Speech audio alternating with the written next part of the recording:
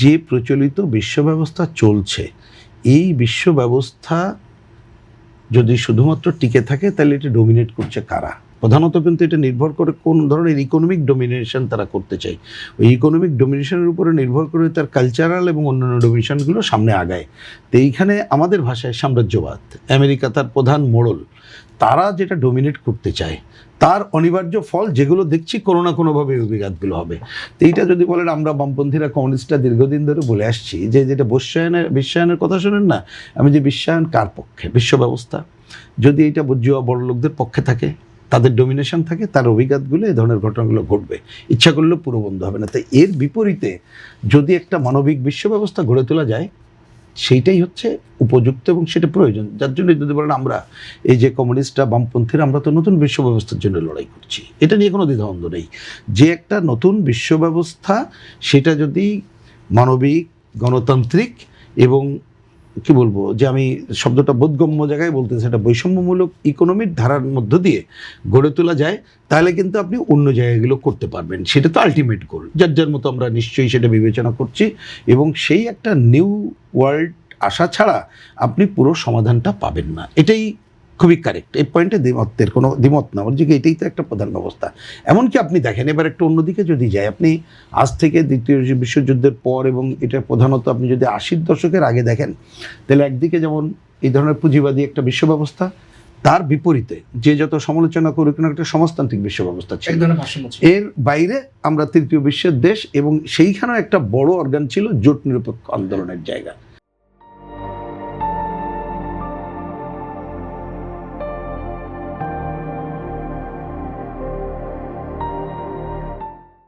এবং তাদের কিন্তু একটা বড় বিষয় ছিল যে যদি বলেন এই ধরনের যুদ্ধর বিরুদ্ধে পিসটা সামনে, তাহলে এবং এই যে পুঁজিবাদী বিশ্ব ব্যবস্থা যখন কোথাও ডোমিনেট করতো, তখন কিন্তু সমাজতান্ত্রিক বিশ্ব ব্যবস্থা এর বিরুদ্ধে ডাইরেক্ট হস্তক্ষেপ করতে পারতো। আপনি বাংলাদেশের মুক্তিযুদ্ধের সময় দেখলে আমরা দেখতে পারবো, পৃথিবীর অন্যান্য দেশে দেখতে পারবো।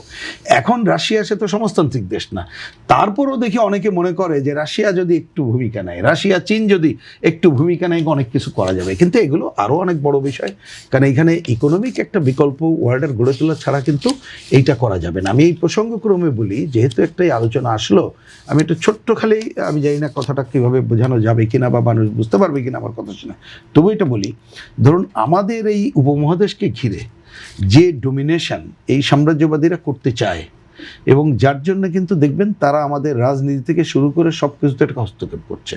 এবং বাংলাদেশকে আমরা বলেছি ওই যে মায়ানমারের ঘটনা, এক ধরনের প্রক্সি ওয়ারের মধ্যেও কিন্তু তারা নিয়ে আসতে চায়। তা সেইটার একটা বড় কারণ কি? কারণ এই অঞ্চলে তার পুরোটা ডোমিনেশনটা রক্ষার জন্য।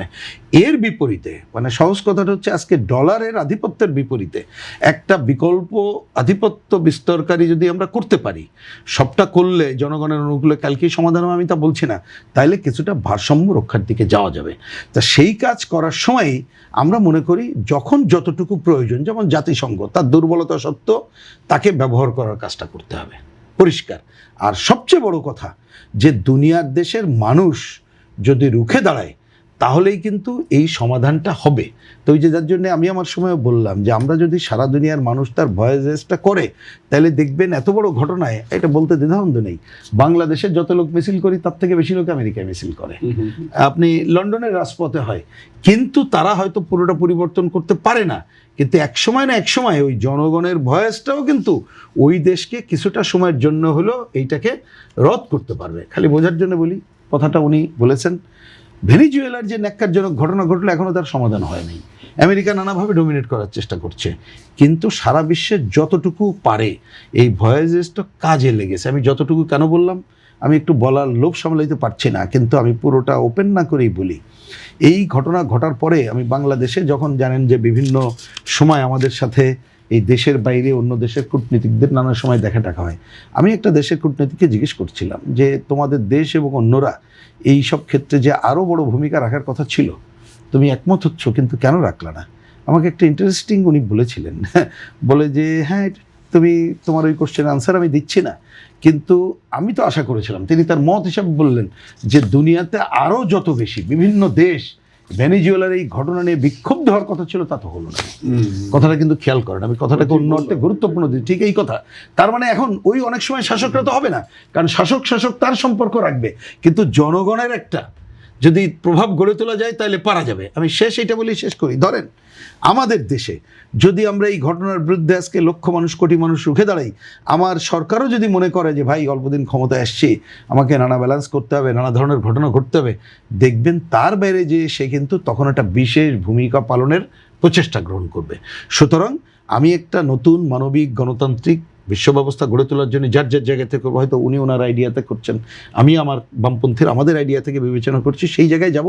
কিন্তু ইমিডিয়েট এই ঘটনা আরও জরুরি, কেন আমি যেটা শুরু করছিলাম শেষ করি, এর অভিঘাত শেষে ওই হত্যাকাণ্ডের ওই হত্যাকাণ্ডের পরে ওই যে তেল দিয়ে উনি যেটা বলেছেন, বাংলাদেশের মতো দেশ যেখানে এমনিতে একটা সংকটপূর্ণ অর্থনৈতিক পরিস্থিতিতে আছি, এইটা যত বেশি কন্টিনিউ করবে তত বেশি কিন্তু সংকটের মধ্যে পড়ব।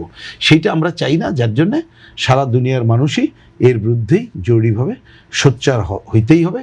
এর কোনো বিকল্প আছে বলে আমি দেখি না। আর মধ্যপ্রাচ্য নিয়ে কোনো মন্তব্য করছি না। মধ্যপ্রাচ্য এত সহজে ঐক্যবদ্ধও পারবেন না। ওই ইসলামের নামে সব মুসলমান তার স্বার্থ রক্ষা করবে, এটা হয় না, অনেক দিন হয়নি, এটা আশা করেও লাভ নেই। কারণ ইকোনমি, তার ডোমিনেশনটাই যে প্রধান ব্যাপার। ওই যে আমরা বারবার বলি, অর্থনীতি হচ্ছে ভিত্তি কাঠামো, রাজনীতি এবং এটা হচ্ছে উপরিকাঠামো। সুতরাং ওইটা ছাড়া কখনো পারবেন না, এটা প্রত্যাশা করে লাভ নেই। কিন্তু তারপরও ওই দেশের মানুষও আজকে এখানে একটা মানবিক আচরণ করুক, এইটা আমাদের প্রত্যাশা থাকবে। কোনো কারণেই আমরা কোনো ধরনের যুদ্ধ বিগ্রহ অব্যাহত থাকুক সেটা চাইব না।